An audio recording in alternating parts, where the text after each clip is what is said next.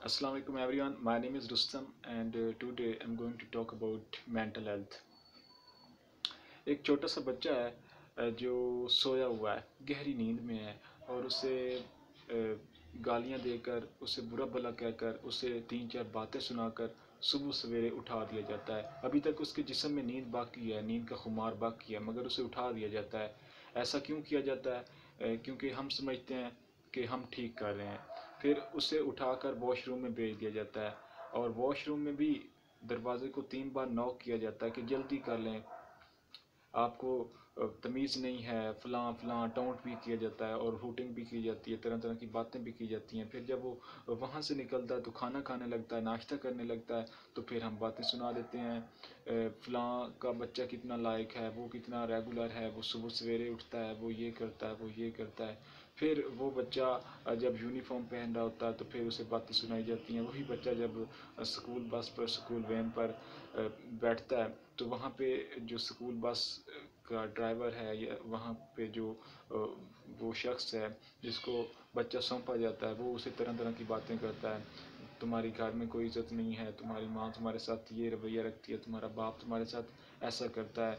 फिर स्कूल पहुँचता है तो वहाँ पे दोस्त उसे निशाना बनाते हैं। फिर क्लास में बेजा सरजनिश की जाती है, उस्ताद उसे मारता है। अगर थोड़ा सा भी उसका सबक नहीं ठीक तो वालिदैन ने, पेरेंट्स ने असातिज़ा को इस तरह प्रेशराइज़ किया होता है कि इस बच्चे को ख़ास तवज्जो की ज़रूरत है, इसे ज़्यादा आप मारें, इसको सरजनिश करें, इसको ज़्यादा पूछ पूछ।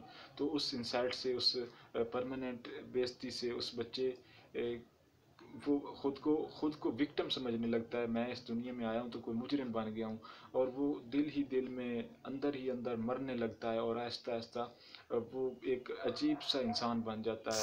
उसके अंदर इंसानियत, उसके अंदर उसके जो रवैये होते हैं वो बिल्कुल चेंज हो जाते हैं और वो र्यूड सा बन जाता है और उसे कोई भी चीज़ अच्छी नहीं लगती और वो खुद से नफ़रत करने लगता है।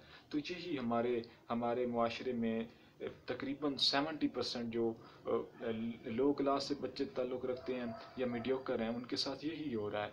ये बहुत बड़ा जुल्म है। तो आप ज़रा उसकी मेंटल कैपेसिटी का अंदाज़ा लगाएं, उसकी ज़हनी सेहत का अंदाज़ा लगाएं। तो जब वो बलूगत को पहुंचता है, जब वो जवान हो जाता है, तो वो तकरीबन मेंटली तौर पर मफलूज हो चुका होता है। इतना मफलूज हो चुका होता है कि उसे मोहब्बत का नहीं पता क्या होती है, उसे शफ़क़त का नहीं पता होता, उससे अच्छी तरह बात करना नहीं आता, क्योंकि वो सुन सुन कर इस तरह बन चुका होता है। जब वो इस तरह की वो मार्केट में प्रोडक्ट बन चुका होता है कि वो ख़ुद को उसी तरह का बना लेता है। वो भी फिर उसका रवैया भी दूसरों के साथ उसी तरह का होता है। तरह तरह पर एक एक छोटी छोटी बातों पर तरह तरह की गालियाँ निकालना, तरह तरह के रवैये दिखाना, गुस्सा करना, एग्रेशन, ये जो हमारे माशरे में एक कॉन्सेप्ट बना हुआ है कि मर्द को गुस्सा बहुत आता है, ये वो सारी बातें हैं जो सीक्वेंस के साथ उसके ब्रेन को मफलूज कर देती हैं और उसके अंदर से वो जो सिंपथी, हारमनी, वो सारी चीज़ें ख़त्म हो जाती हैं। सो उसकी मेंटल कैपेसिटी का आप अंदाज़ा लगाएं।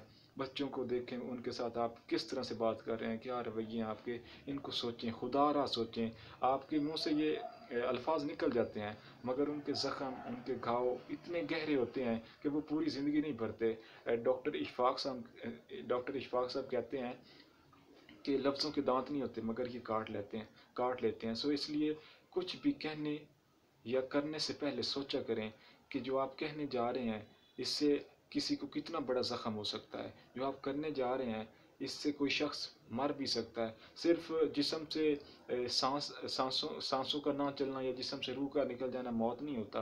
कोई शख्स हंसना छोड़ दे, बोलना छोड़ दे, खामोश हो जाए, अपनी अपनी चॉइसेस, इंटरेस्ट, एप्टीट्यूड्स, उन सब का कत्ल कर दे, तो वो शख्स भी मर जाता है। तो ऐसे हमारे माशरे में बहुत ज़्यादा ऐसे लोग मिलेंगे आपको जो ख़ुद से उदास हैं, रवैये माशरे के, फैमिली के, तो उनकी वजह से वो बहुत ज़्यादा डिप्रेशन में चले जाते हैं, परमानेंट टेंशन में चले जाते हैं, सुसाइड कर लेते हैं कुछ तो, ये स्मोकिंग करने लग जाते हैं, सिगरेट पीना, बेजा टेंशन लेना।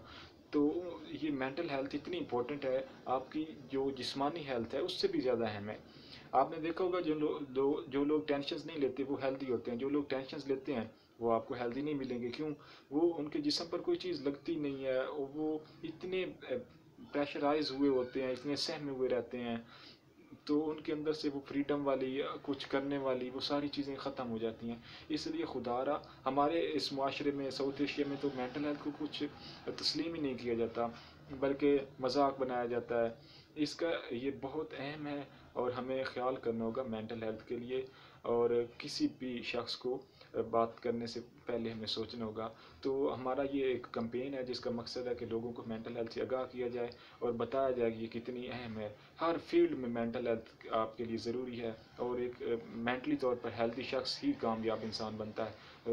اور آپ ہمیشہ کوشش کریں کسی بھی شخص کو مینٹلی طور پر محفوظ نہ کریں اور کوئی بھی ایسی بات نہ کریں جس سے کسی کو اذیت ہو، کسی کو تکلیف پہنچے، اور کسی کو ٹونٹ مت کریں. اور خود اپنی مینٹل ہیلتھ کا بھی خیال رکھیں. اس کی پراپر اسیسمنٹ ہے، کسی بھی سائیکالوجسٹ پروفیشنل سے کانٹیکٹ کریں اور اس سے کاؤنسلنگ کر کے اپنے آپ کو مینٹلی طور پر فریش رکھیں اور خوش رہیں. تھینک یو سو مچ. خدا حافظ.